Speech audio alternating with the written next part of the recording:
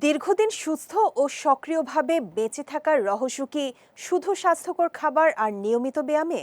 নতুন এক গবেষণা বলছে এর সঙ্গে মানুষের ব্যক্তিত্বেরও রয়েছে গুরুত্বপূর্ণ সম্পর্ক।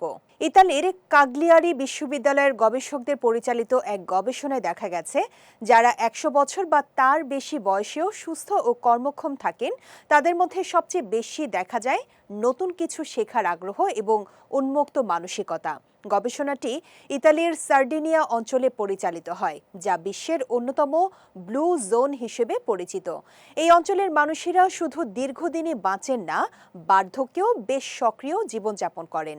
৭১ থেকে ১০১ বছর বয়সী ১২৫ জনের উপর পরিচালিত এই গবেষণায় দেখা গেছে, নতুন অভিজ্ঞতা গ্রহণে আগ্রহী মানুষ সাধারণত মানসিকভাবে বেশি দৃঢ়, আবেগ নিয়ন্ত্রণে সক্ষম এবং জীবনের প্রতি ইতিবাচক মনোভাব পোষণ করেন। তারা বই পড়া, হাঁটাহাঁটি, বিভিন্ন শখের কাজ এবং মস্তিষ্ককে সক্রিয় রাখে এমন কর্মকাণ্ডে বেশি সময় দেন, যা সুস্থ বার্ধক্য নিশ্চিত করতে সহায়ক হতে পারে। তবে গবেষকরা স্পষ্ট করেছেন, ব্যক্তিত্বই দীর্ঘ জীবনের একমাত্র কারণ এমন প্রমাণ এখনো পাওয়া যায়নি, বরং কৌতূহলী ও দায়িত্বশীল ব্যক্তিত্ব মানুষকে স্বাস্থ্যকর জীবনযাপন, নতুন কিছু শেখা, সামাজিক সম্পর্ক বজায় রাখা এবং মানসিকভাবে সক্রিয় থাকতে উৎসাহিত করে, যা দীর্ঘ ও সুস্থ জীবনের সম্ভাবনা বাড়াতে পারে।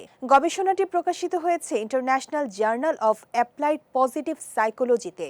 গবেষকদের মতে, দীর্ঘ ও সুস্থ জীবনের জন্য শুধু সুষম খাদ্য ও নিয়মিত ব্যায়ামই নয়, নতুন কিছু শেখার আগ্রহ, ইতিবাচক মনোভাব, দায়িত্বশীলতা এবং মানসিক দৃঢ়তাও সমান গুরুত্বপূর্ণ।